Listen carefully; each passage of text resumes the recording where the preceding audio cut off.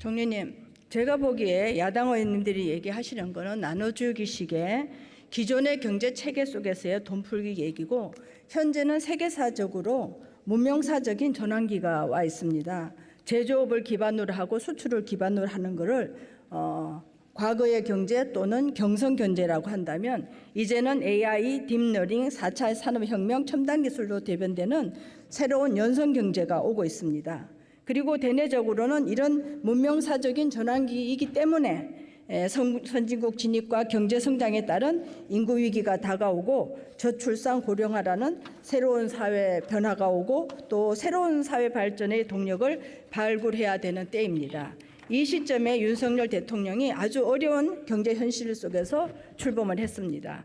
2022년 5월 기준으로 1월에 83달러였던 국제유가는 109달러로 치솟고, 미국 물가 상승률도 8.5%까지 오르고 유로존도 소비자 물가가 8.1% 증가했습니다. 미 연준은 2022년 5월에 0.5%를 올리는 것을 시작으로 해서 11회에 걸쳐서 현재 한미 금리 차가 최대 수준인 2%에 육박하고 있습니다. 우리 주력인 반도체 가격도 2022년 5월에 디램 가격이 전년 동기 대비해서 23%까지 하락을 했습니다.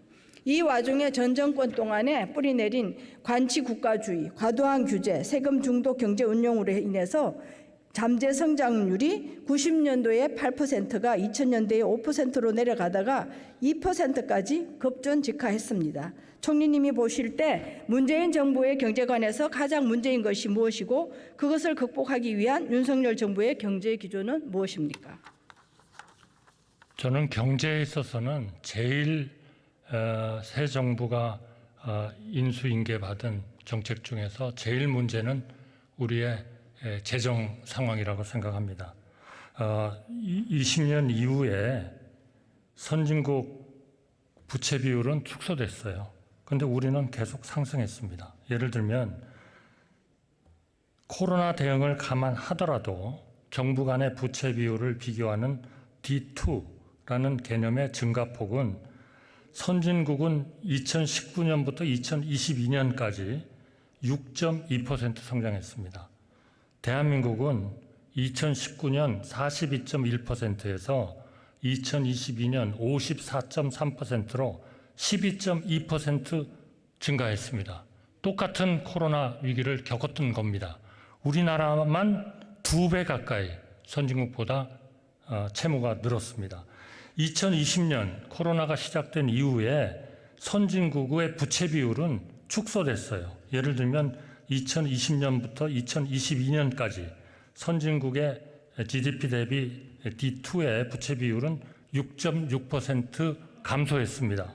대한민국은 48.7%에서 54.3%로 5.6% 증가했습니다.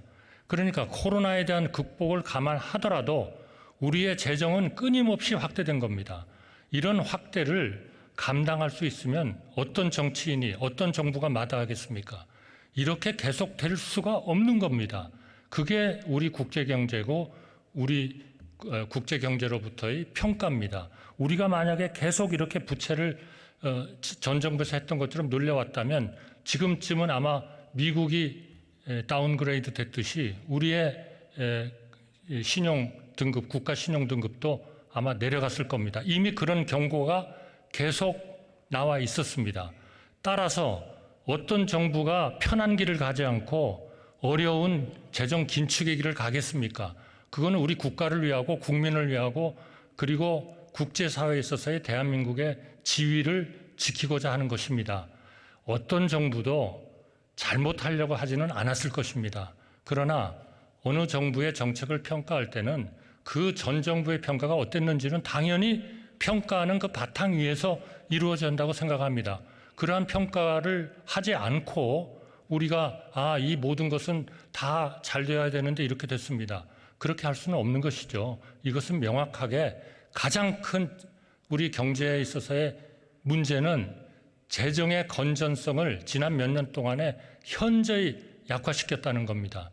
1997년에 우리나라가 아시아 금융위기에 들어갈 때 우리의 GDP 대비 국가 부채 비율은 11%였습니다.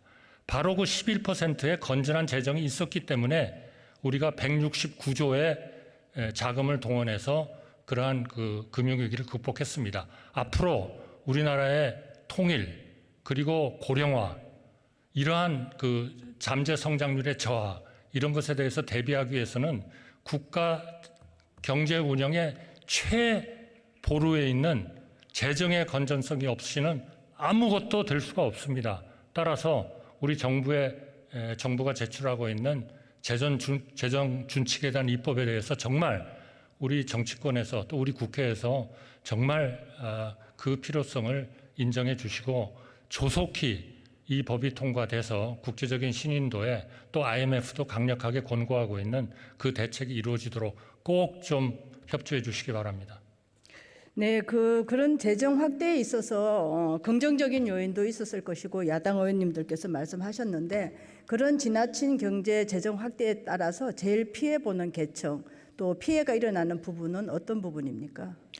그러한 재정이 부족하게 되면 물론 주어진 재정 긴축 범위 내에서 내년도 예산도 그렇고 올해 예산도 마찬가지입니다. 최대한 정부로서는 취약계층, 사회적 취약계층, 금융의 취약계층에 대해서 고금리, 고환율 이러한 그 상황에서 가장 타격을 많이 받는 우리 취약계층에 대한 도움을 확대하기 위해서 노력을 했습니다만 그러나 재정이 건전하면 훨씬 더 그분들에게 우리가 재원 배분의 우선순위를 높일 수 있다. 그리고 이 재원을 우리가 이 재정을 제대로 관리하지 않으면 이것은 결국 앞으로 20년, 30년 후에 우리 젊은 층에 대한 하나의 큰 부담이 되는 겁니다. 그러니까 어떤 분은 지금이 좋아서 우리가 재정을 쓰면 그건 미래 세대에 대한 착취다. 이렇게 얘기하는 거 아니겠습니까? 최근에 여론조사를 한 거를 봐도 20세, 30세 이 젊은 층에 있어서는 60%가 재정의 건전성을 찬성하고 있습니다. 상황이 바뀌고 있습니다. 큰 재정, 큰 정부, 그거를 통한 보조금의 확대, 그렇게 해서 잠시 늘어나는 소득, 이거는 결국 신기루입니다. 우리 미래에 대한 정말 이러한 요소를 고통스럽지만 우리가 해결하지 않으면 우리 경제에는 미래가 없다. 저는 그렇게 생각합니다. 그러니까 그 노무현 대통령을 포함해서 그 이전에 대통령들이 건전 경제를 했기 때문에 정태호 의원님 말씀처럼 코로나 때 우리가 돈을 많이 풀고도 선진국은 마이너스 4% 성장을 했는데 우리가 0.7% 성장으로 버틸 수 있었던 거는 그 이전에 문재인 정권 이전에 건전 재정을 하려고 노력했기 때문 아닙니까? 그렇습니다. 그리고 이런 건전 재정을 하는 것은 결국에는 새로운 미래 세대에게 기회를 주고 현재 의료보험, 국민연금, 고용보험이 위험 지경에 가고 있는데 새로운 기력을 확충을 해서 이런 근로자나 의료보험 또 국민연금을 받는 국민들에게 도움을 주기 위해서 건전 재정력을 다시 회복해야 되는 것이죠. 재정의 건전성이 없이는 그런 약자에 대한 도움과 지원을 충분히 할 수가 없는 건 너무나 당연한 일이죠.